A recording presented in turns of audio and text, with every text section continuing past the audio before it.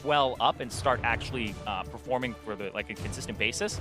And TL, they just need to kind of get themselves out of the bottom. Yeah, you just got to claw your way out of that pit, and right now in the chaos of going into the middle of the season is right when teams can start to do that. We're into Champion Select for game number 1, though, with Jace, Malzahar, and Jhin banned off by Team Liquid, while Immortals are responding with the typical red side bans of Camille and Rengar.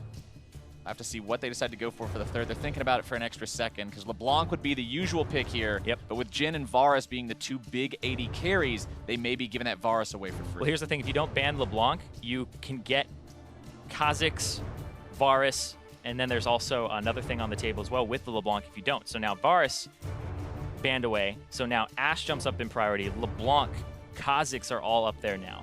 So LeBlanc is going to be instantly picked up by Team Liquid. They recognize the opportunity to jump on what is usually a permanently banned champion. We'll have to see what GoldenGlue is capable of doing with that this time around. But like you mentioned, Immortals, they've still got the opportunity to pick the Kha'Zix. They could go for the Ashe. Ever since the lethality buffs, we've also been seeing a little bit of misfortune in the AD carry role again, back from her new support mantra that she's going these days. So a few different things to go for. And hey, there we go. I didn't even mean to do that, man. My first successful prediction. Look at that. Immortals. The first one. First one ever? First. Yeah. Oh yeah. No, I've literally never predicted a champion ever. No, totally. Oh man, the bad track record. Yeah. But yeah, you would expect that the Kha'Zix comes through here unless they have something else planned and there's a high priority pick.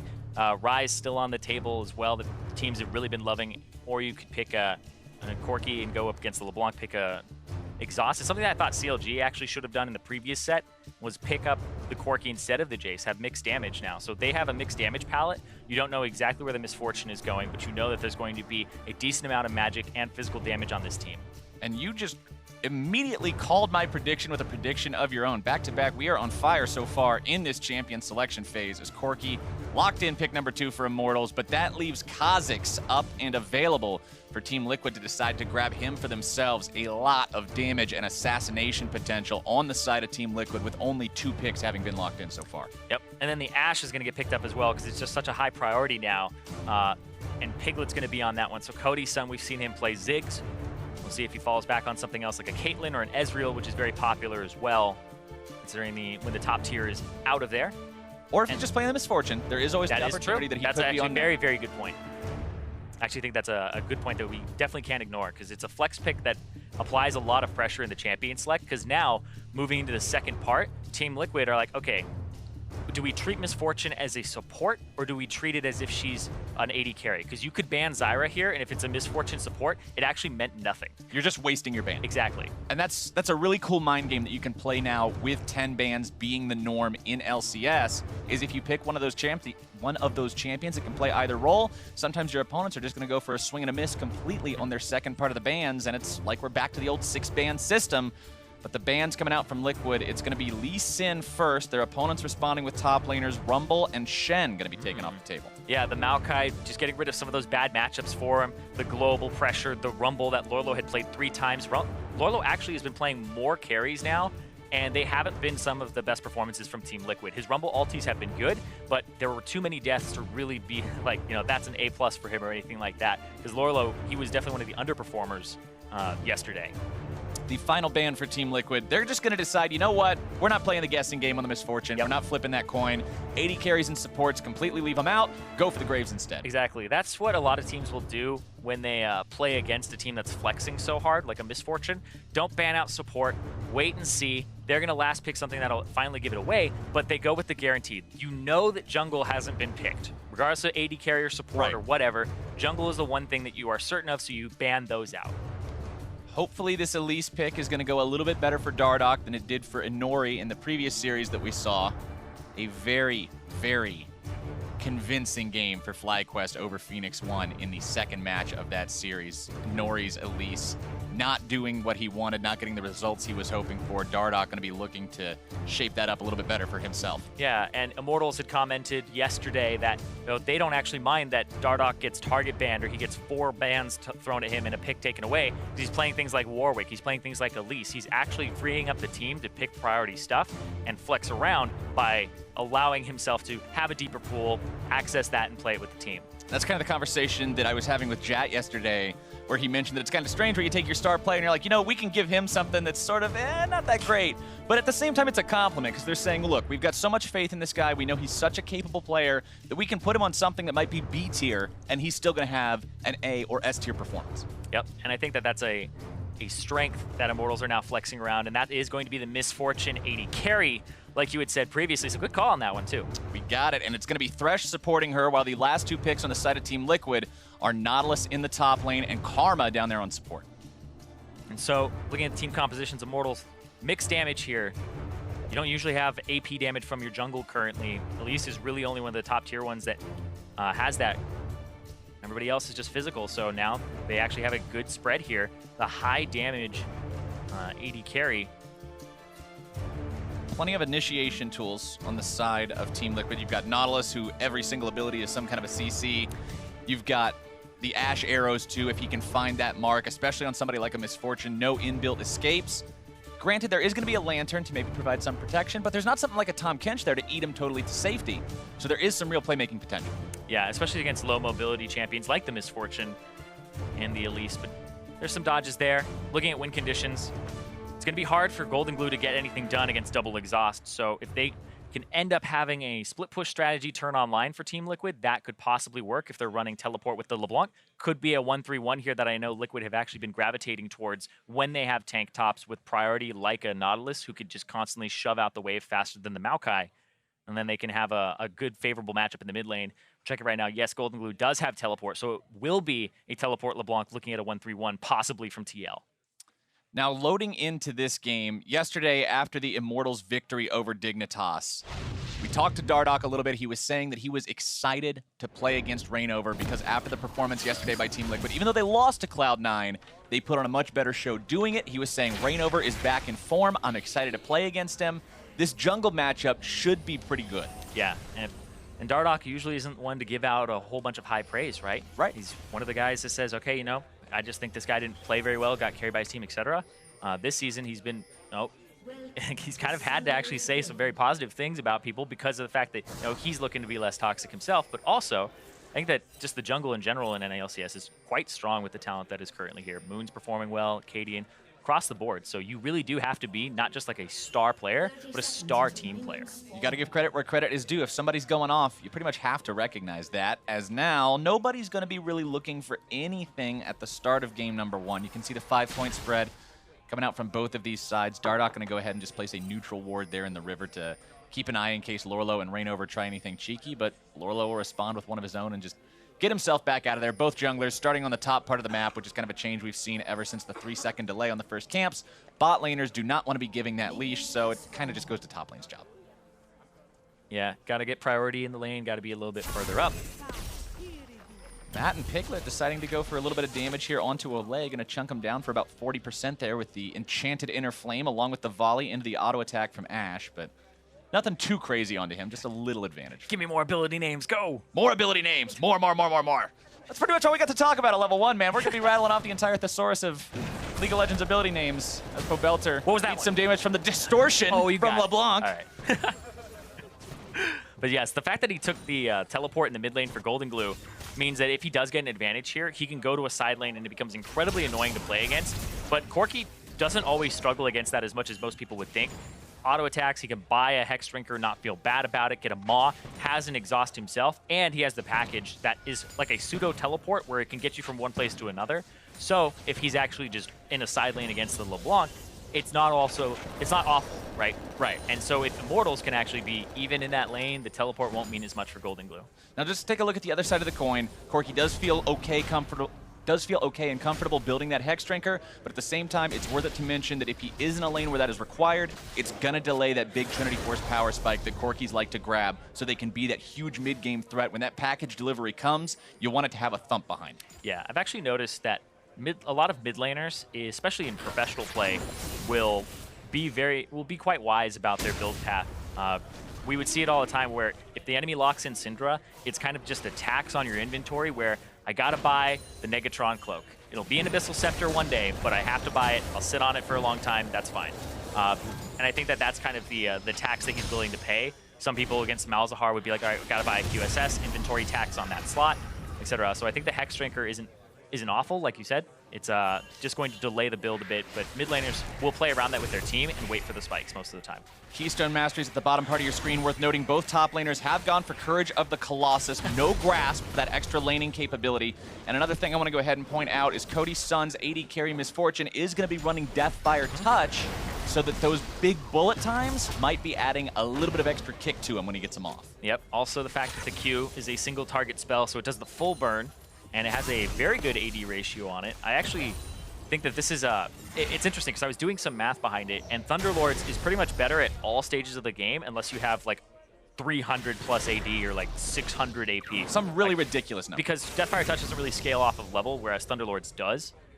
So you have to keep up in items, but Thunderlords has this extensive cooldown on it. So if you are being like a harassed support in lane, like Misfortune support, you will take the Thunderlords just to chip them out every few seconds, whereas Deathfire Touch is for Misfortune having some type of fallback in team fights where she can at least still deal consistent damage instead of just being an ulti bot. So Deathfire Touch is for that extra shred, but it's also for the fact that she needs to be able to provide the consistent DPS that most AD carries will offer in fights.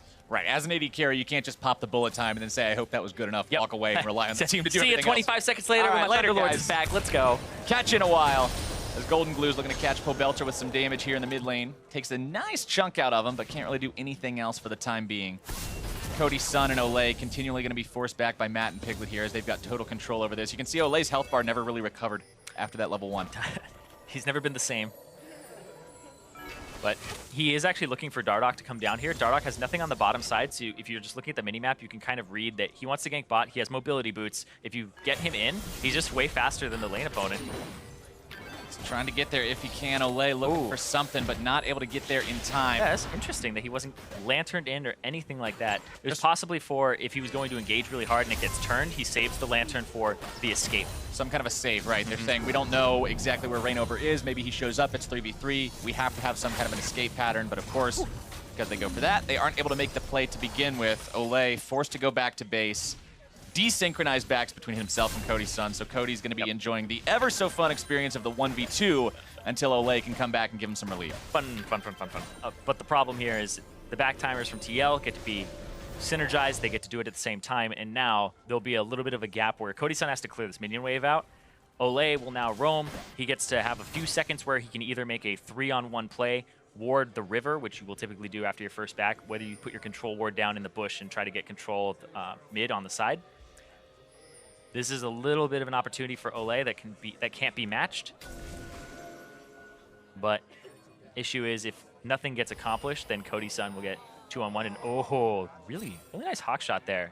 Hawk shot immediately discovering exactly what sort of nefarious tricks these guys are up to. That's actually a super cool route for the hawk shot too, because it went through his red and it went down the right side of mid. So it actually went through the area that first back supports and professional play will run that route and then put down a pink ward in the middle. But hold on. Dardoch doing a good job stealing away that Wraith, but what else is going to be going down? Looks like the answer is Olleh's health bar barely getting away, but it's actually going to be ReignOver killed first. First blood to Dardoch. Pobelter almost going to be taken down next. Matt's the double kill. Lourlo's here. Immortals are finding success so far. Piglet looking to flash forward and make the move happen. Instead, he flashes right into certain death. Olleh goes down, but it's a triple for Immortal. And Lourlo keeps running forward. He's caught out. He's big, but he's not big enough. You're not going to survive that 1 versus 4 Immortals with a 4-1 lead off of that fight. Dardoch doesn't get the quadra, but you know what? It's actually probably better that he didn't. They give it to the top laner. They give it so that the tree isn't too much worse for wear, having to blow both of his summoner spells to get there, get involved, and so he'll be up in gold in that top lane matchup, which could provide him with a pressure advantage. This was Dardoch reaching forward, gets out. Olleh, though, honestly, the fact he survives here and it takes the Nautilus ultimate to kill him is huge. Matt gets caught up there. Piglet's a little bit later. Pobelter gets over the wall, and now they're just out of there. That is insane. Piglet has to extend here since he chooses not to back up to the left. He says, I'm not going to take this 1 or 2 for 0 trade. I'm actually going to walk forward, and that costs 4 people's lives for 1. And it all started over a stolen chicken. Sometimes it's the butterfly effect, man. The smallest things can make the biggest differences in life and in League of Legends. And we just saw it demonstrated there in the Team Liquid jungle as Immortals now with an almost 1,500 1,500, a little bit more clean way to say it, gold lead over their opponents just 8 minutes in. They are feeling so good about that one. They have to be feeling really good about that one because Immortals on the upswing like we were saying, but also Dardoch, he's personally got to feel really good about that too because it has been the Dardoch show for a little while. Started to turn around yesterday, and I was talking to him and having a conversation on Twitter, and he was saying that he feels really, really good about what happened this week. Now, everybody in Immortals has their own responsibilities and what they need to do. So if something goes wrong in communication, you could be like, hey, you weren't doing this specifically, let's up that, right? And they can actually fix those problems where Flame teleports, talking about team fights. Cody's son is very vocal about what he needs to do in the fight, and the peel he needs in Pobelter. Oh, missed trench line, Lourlo with a really costly mechanical failure. Cocoon's gonna be finding him now. The burst coming through. Lourlo is not tanky enough to survive much more of this, and Pobelter grabs number 5 for Immortals. Sometimes that hitbox just is really thin and gets by the wall. Sometimes it's just you go 1 foot because you're up against it. Lourlo there. Ooh. I don't even think that was 1 foot. Dude moved 2 inches. And then he didn't have his cooldown anymore. He didn't have any way out. And the immediate response from Dardoch and Pobelter was more free money in Immortals' pockets. Oh, yeah. Walking bags of gold right now is what TL are, because Immortals are starting to farm them. They've got control of the bottom side. They're looking to try and get that bottom turret and the Mountain Drake. It's kind of a process now that they have winning mid lane. You have winning jungle. Jungle gets to go wherever he wants. I assume that Mountain Drake is in their future. After a clear and a back, I believe, he would go to Mountain Drake. They have control, don't want to lose control. The LeBlanc clone kind of wandering around the He's jungle. Scouting. I was actually looking at the minimap. I was like, wait, what champion is that icon? I was like, wait a second, that's a reversed black and white LeBlanc. I don't feel so bad about failing to recognize it now, but just trying to see what he can find there, keeping an eye on Dardoch. Oh, they see ReignOver, though. Speaking of keeping an eye on someone. ReignOver trying to use the blast cone to get himself away. A nice escape over the wall. Those blast cones are so tricky. There's so many plays that previously in any other season of League of Legends, you'd be like, I shouldn't be here. But now that we've got blast cones, the sky's the limit. It really is. And just as a Skarner main yourself, I would think that the blast cones are just something that you love. Getting over walls for the first time in your life. It's a brand new experience. A brand new experience as Team Liquid maintains some control over this bottom part of the river, looking to at least prevent some of that dragon taking capability you were talking about earlier. ReignOver and GoldenGlue looking to pick it up for themselves. Yeah, so it's not control here for Immortals. Instead, it's TL. They're going to pick it up, or at least try to here. No contest unless Olleh comes over. There's a lot of pings coming out from Immortals onto this. I don't think they want to give it away without some kind of a fight. Olleh in the pit looking to make the flay. Dardoch can't get there in time. ReignOver's out over the wall, but Immortals will make it at least somewhat costly, burning down Matt. Yeah, and that, went for the another play, flash into the cocoon. Piglet in some trouble, plays coming down, and Cody's son grabs the kill. Yeah, the fact they got all those flashes early on, they can just abuse that. Dardoch comes back, and he just uses his flash. Piglet doesn't have his. Few second difference between those timers. Boom, another kill falls over to Immortals, 7-1, and it's only 11 minutes in. Dardoch's not even happy with that. He's going further into enemy territory. Yeah, steal it all.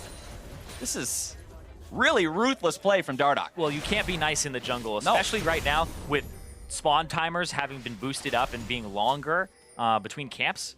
You take those camps away, the jungler almost has nothing to do, and if you're more powerful than them, your ganks are just more potent, you're better. It's going to push him off of the chickens. Get him again. Chicken control is the name of the game right now for Dardoch. The man is doing an exceptional job at it as the bottom lane for Immortals, controlling that area well for themselves, putting a lot of damage into the turret. That tier 1 going to be taken pretty close, but not yet. And did you know historically, Dardoch has only ever won a single game against ReignOver. He's not won a match. Really? A single game. Well, Immortals is on a good start to changing that here today. 3,500 gold lead, 12 minutes in. Pobelter immediately responding with some damage onto GoldenGlue.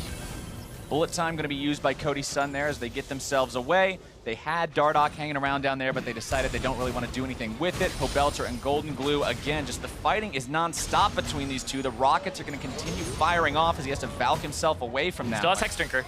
There's gone. Looking to make some kind of a move. Exhaust comes down. GoldenGlue does not want to chase this one any further with no mana. And Pobelter walks away. Doesn't use his flash there either. Just walks away. The Hexdrinker just bursts out. Dardoch can get some chip damage. Oh my god, chunk damage. That's not a chip. That's a big old brick of damage right into ReignOver's health bar. Loses over half of it. Look As at that. Flames looking for turret first blood in the top side, grabs that one for himself and his team and builds that gold lead up to 4.5K. That's crazy. The Maokai getting that turret top solo.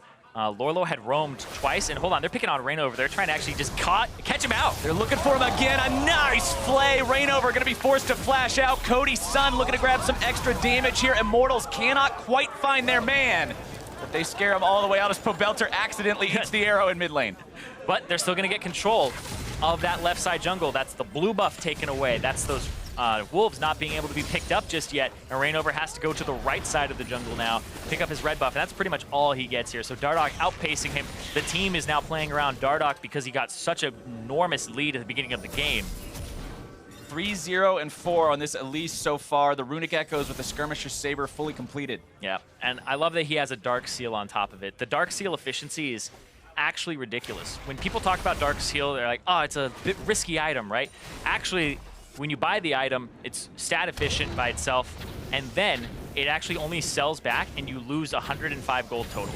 For context, when you buy a Doran's Ring and sell it, it's about 240 gold that you lose. So buying a Dark Seal is pretty much like, would you buy a Control Ward? Yeah, I would buy a Control Ward, put it down, and it gets instantly cleared. It's a 105 gold difference between the two teams. That's a really easy pickup. If you get kills, snowballs the item. If you don't, you just sell it back.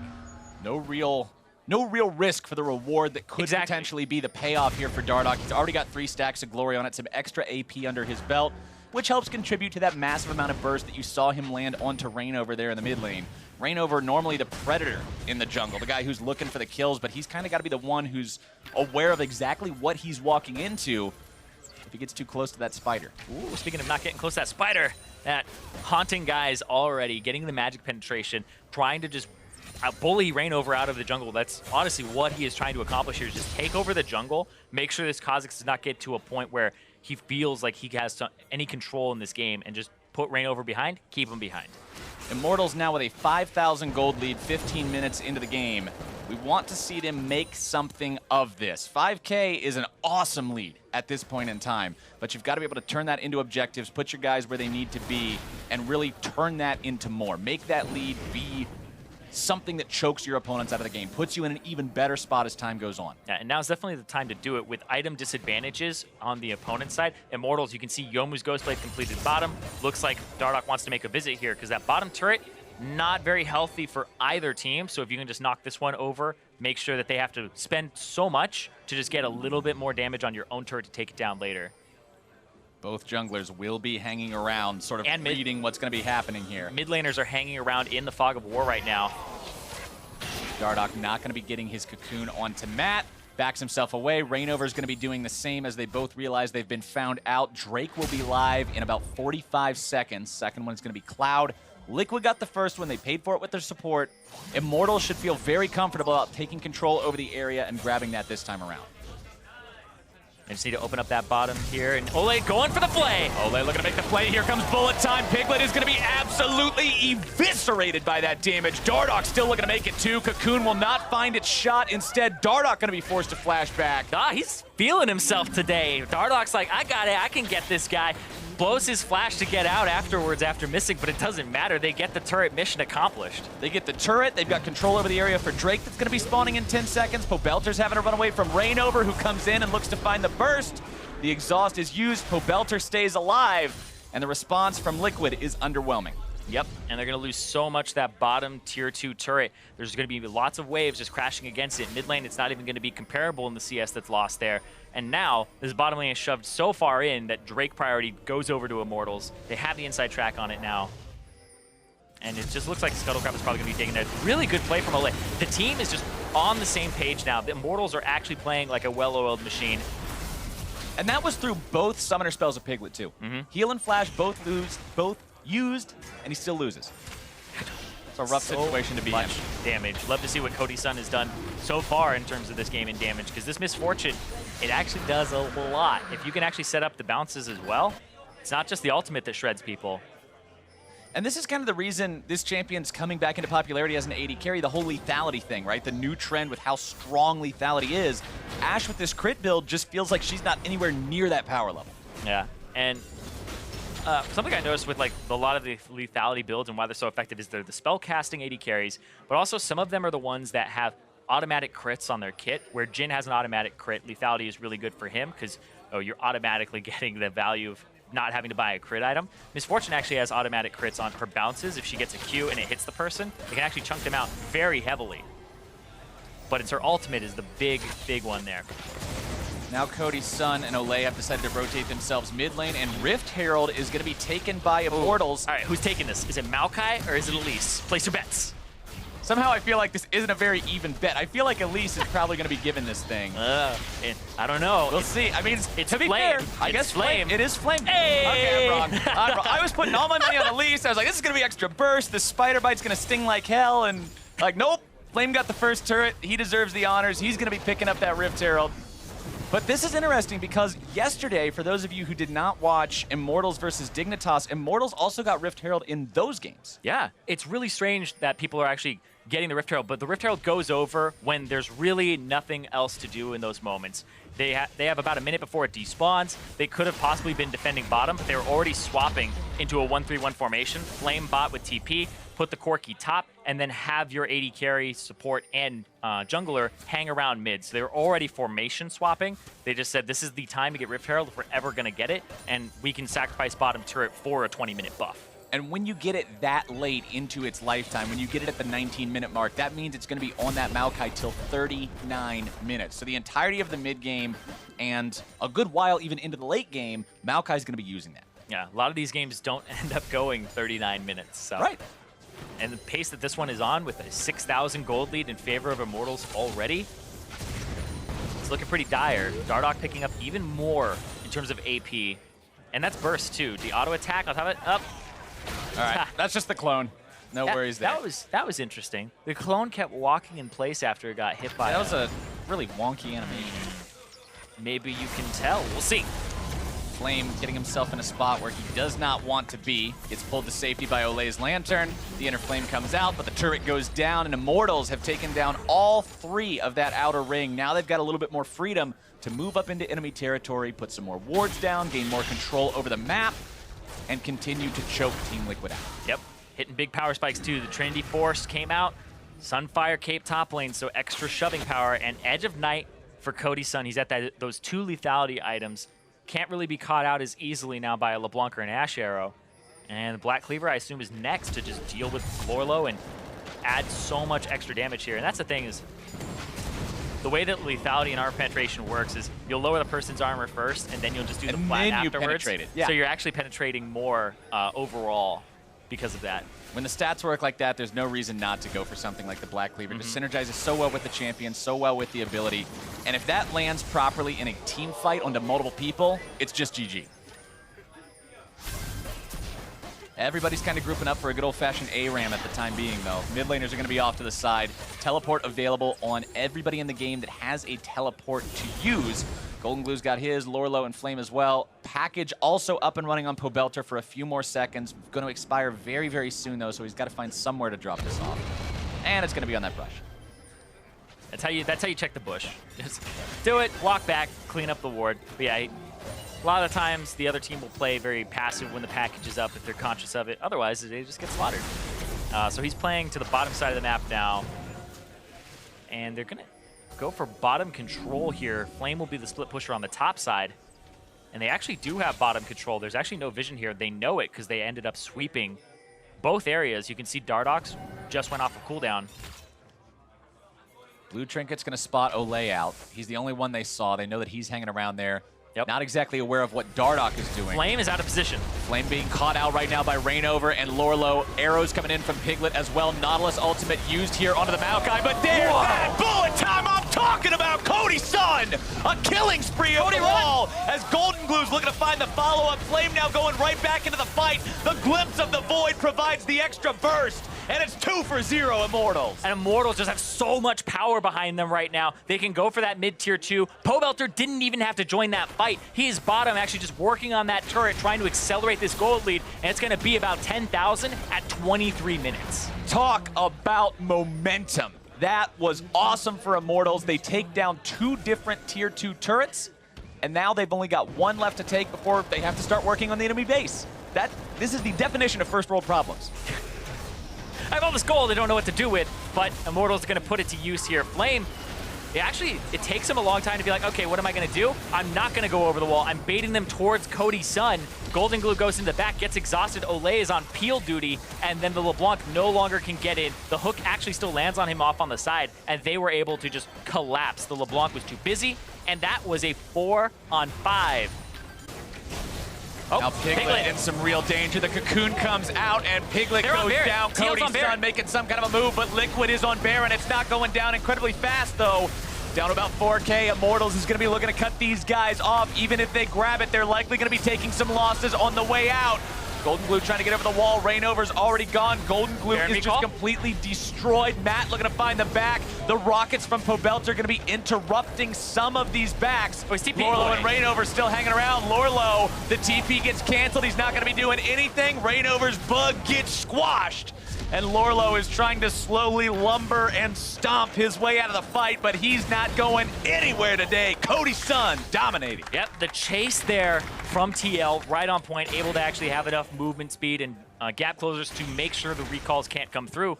Lourlo also, teleport doesn't go through either, and they blow so much. TL actually only have Baron on Matt. They got the money, they gave up 4 kills, but it ends up not being worth it at the end of the day unless Matt can do something with this Baron buff, because they go over, Blast Cone, Matt makes it out because he immediately starts his recall. Pobelter goes over the wall there, and that's the thing, if Pobelter goes over the wall there and they actually tried to recall in that bush, maybe that's where you turn onto Pobelter, but he did still have exhaust.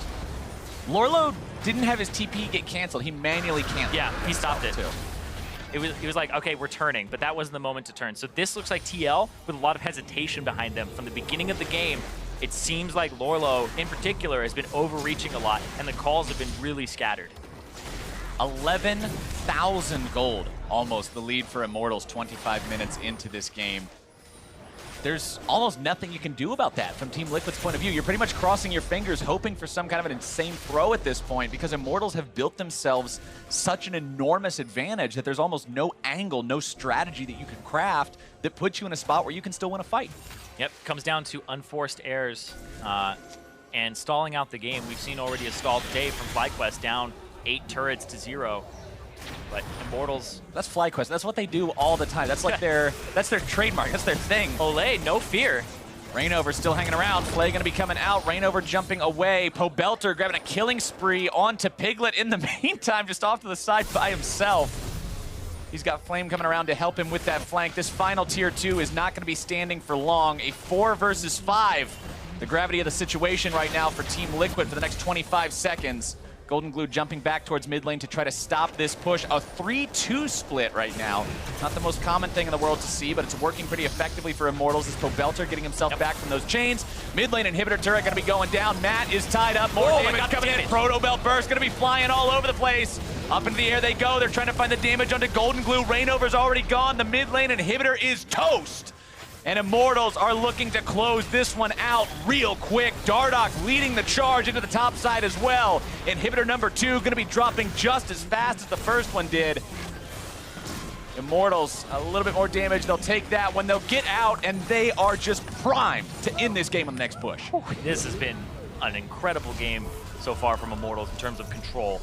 One mistake from TL at the very beginning really just opened the game up. And you saw Dardoch, he's even just like first back, mobility boots. Let's go, get in these fights. And Piglet, he was just back in there. Gets caught out, backing. It seems like something is up right now because he's 0-6, and it just seems like he's a little bit not present at the moment. Only 1 kill for all of Team Liquid over the last 27 minutes. And it was the 1 kill they got onto Olleh at that very first chicken fight that made it so that they were so far behind. That massive 4-for-1 to start the game off. Things couldn't be much worse for Team Liquid right now. They're still doing everything they can to hold on, but they've got 2 lanes of super minions pouring into the base. They've got the rest of Immortals, who, by the way, currently command a 14,000 gold lead, marching down the remaining lane, looking to end this game. Yeah, this is ridiculous because super minions just do so much physical damage on auto attacks that you really just have to let them crash into your base when you're at this point in the game. You don't have enough magic damage on GoldenGlue to clear them out. You don't have enough wave clear in general on TL's team to really clear them out. And GoldenGlue wants to go for flanks. Immortals now continuing this push. Phosphorus Bomb's going to be flying. Dardoch hanging around the side in case GoldenGlue does want to get a little bit brave and come around there for that. He would have to find just the absolute perfect angle onto Cody's son. I don't even think Pobelter's going to be perfect angleable because he has that Hex Drinker, because the exhaust also available for himself. Immortals continuing to push up. Pobelter valking himself to safety. Lourlo's going to be pulled in. The death set. Flame on a journey. Flash away. Flames right back into the mix, but he gets himself out with the lantern. Olleh, come right on back, buddy. As Immortals now pushing onto that turret. Liquid has been pushed back for the moment, but no minions means no dice. GoldenGlue going to be forced to rotate right back to the Nexus, trying to keep those turrets alive, but the minions are laying a walloping on them. Minion. Gets that one and they engage. Here comes the Immortals' final assault. Matt's going to be burned away. Piglet 2, unstoppable for Pobelter. Lourlo's a tank, but what are you going to tank when they're that far ahead? Godlike for Cody's son. ReignOver goes down next. GoldenGlue's got no choice but to watch the rest of the base fall apart. He tries to make a valiant last stand. He grabs Cody. He doubles his team's kill count, but it's not going to matter. Immortals with game number 1. That game, oh boy. So clean from Immortals. That was systematic destruction of TL. That was perfect from Immortals. Well, nobody plays a perfect game, but that was a damn fine game of League of Legends from the Immortals squad. KT played one last night, man. I'm just, no. But the interesting thing here is that was Immortals firing on all cylinders, every player stepping up. Like, this is probably going to be like the hardest player of the game that we've ever had to decide, because it's like, who really gets that? Because Dardoch was big, pivotal in a lot of that. Cody's son with the ultis over the wall. Olleh with the constant hooks. First bait, very first fight was big, really big part of that. And then everybody really contributing on top of it. It's like, that's rough, because that looked like Immortals that was really clean. That was a huge team effort, and it goes right back to what you were saying at the start of this. It's not the Dardoch show. Nope. Everybody in Immortals is working together as just this insane unit that knows exactly what they got to be doing, and they're working together to accomplish that. Phenomenal job played by them so far. Yeah, and that's what blows my mind as well, because when I thought about Immortals and I thought about their performances, I'm like, Dardoch is just overreaching every single time. The Lee Sin Q's under turret, trying to dive, trying to get kills. Like, it was too desperate, and that was in Immortals that immediately they got a hold of the game off of a really good play. That was not just one person, it was team coordinated there as well. And then they said, okay, you guys are the desperate ones, and we're just going to keep going. And they never lost that lead. There was never a point where it's like, man, Immortals got that 4-1, but what happened? It was always just nonstop from start to finish for these guys. We're going to go ahead and throw things over to the analysts to see what they make of that Immortals win. Thank you very much, gentlemen. Immortals here with the victory, a very dominant victory over Team Liquid. Got to welcome Cody to the desk. Hopefully you can help us make some sense of these two teams and their journeys here right in time. Yeah, right. Hopefully you've got some insight to bring along here, because Immortals in particular, a performance like that, looking as dominant as it is, you'd almost be ready to say after their victory last night, oh, hey, they might be back, right? But do we need to couch some of that? Do we need to temper a little bit of that because of the way in which that lead was accumulated? I do definitely, take that with a grain of salt. One of the things you were looking at when we were talking previously was about these are the two worst early game teams, and a lot of it came from this snowball of that mid jungle fight where they kind of got caught off guard, but Pobelter arrives first, and there are some mistakes from Team Liquid that allow them to get this good gold lead. For their benefit, though, we definitely need to say that they really ran with that lead once they got it. Yeah, I mean, that's an aggressive move, invade there from Immortals into the blue side jungle. But look at that, Pobelter right over the wall. He's the one who had a whole bunch of burst, and he adds his exhaust summoner spell that he's bringing to this. Then Lourlo hooks into that wall there, so Nautilus isn't really able to be a big factor, whereas Flame actually got in there and got the extra kill for them. So they are able to come out away with pretty slim margins and not drop people here, and a very large gold lead for how early in the game this actually took place. Right, and I think it's important to note that like the invade that they actually went for was not the safest invade. The fact that they were basically outnumbered early, LeBlanc moved over first. Team Liquid just had a horrible time focusing fire on anybody, so a number of people were limping out at 100 health or something like that. And obviously Immortals played it well enough that they were able to clean up kills. And right. I mean, that's kind of the story of the game when you have two weaker early game teams, if one manages to grab a lead, these teams are not great at fighting back. Exactly that. As you mentioned, the two worst early game teams averaging, 1,100 down at 15 minutes and 1,500 down at 15 minutes, respectively, between these two squads. Well, okay, now when I have a 7K gold lead at 15 minutes from Immortals, it's pretty much a no-brainer on how to close the game. Now, they did do it with very few mistakes, so we'll give them credit where credit is due there. But I think the big thing is we need to be able to see them establish leads consistently. Because, of course, okay, they win the game where they get a giant lead, but are they going to continue to get leads? And to me, the best thing for Immortals in this game, it does look like their communication that they were so happy about, and the team, they're putting so much into this, so much effort in rebuilding, because all these guys have been on failing rosters before, and they've been on teams where the teams have a lot of infighting before, but the communication is improving. With that comes everybody joining this, team fight very early on, right. And they did get a lot of advantage out of that. So those are the building blocks that they are improving, and like you said, that's what you're looking for with this team. So there are positive trends. Right, and it's not just like Pobelter and Dardoch are talking more. I was sitting in the audience last night watching them play, and Flame was talking a ton. He actually does a lot of the shot calling for the team. So the fact that everyone's stepping up, it's not just, okay, Dardoch's good in the early game and he's taking a bigger voice, it's other people are stepping up as well. And player of the game is going to go to Dardoch this time around, but what I want to focus on here with him is once again we see him targeted in bans. He goes onto that Elise. He's very comfortable. So Immortals heavily relying on Dardoch's kind of diversity and strength as a player in order to secure better champions and better matchups for the rest of his teammates, maybe making them more comfortable. Yeah, he's definitely able to play with an advantage.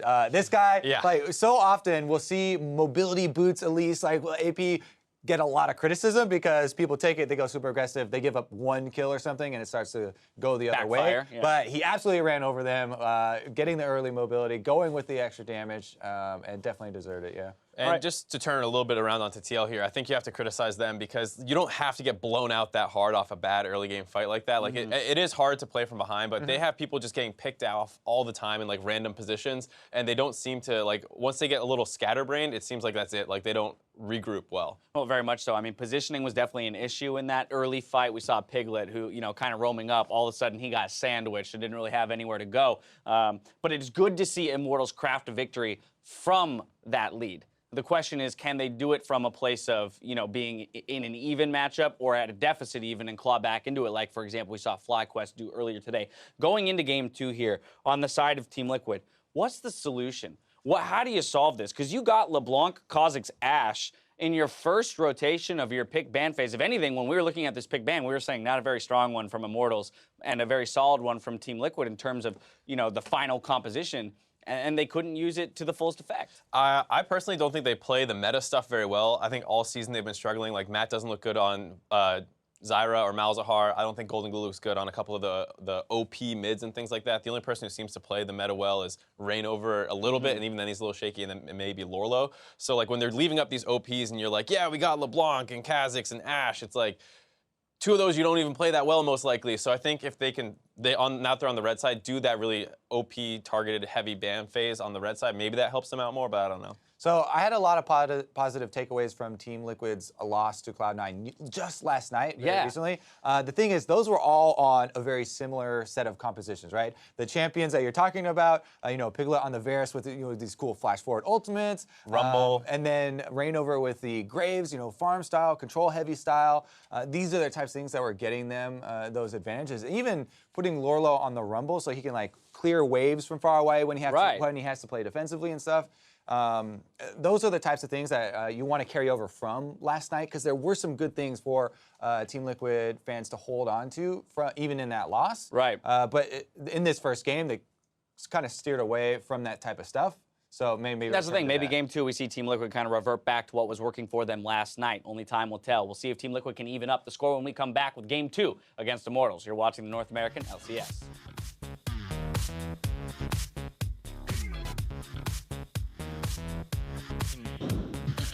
It's weird seeing them on that enemy side. Dardoch doing a good job stealing away that Wraith, but what else is going to be going down? Looks like the answer is Olleh's health bar barely getting away, but it's actually going to be ReignOver killed first. At that bottom here, and Olleh going for the play. Olleh looking to make the play. Here comes bullet time. Piglet is going to be absolutely absolutely eviscerated by that damage. We can win this. I'm going Ashe. 1W. 2, 1, 1. Okay, go. Hey, Okay, coming. Okay. Nice. The Immortals' final assault. Matt's gonna be burned away. Piglet 2, unstoppable for Pobelter. Lourlo's a tank, but what are you gonna tank when they're that far ahead? Immortals with game number 1.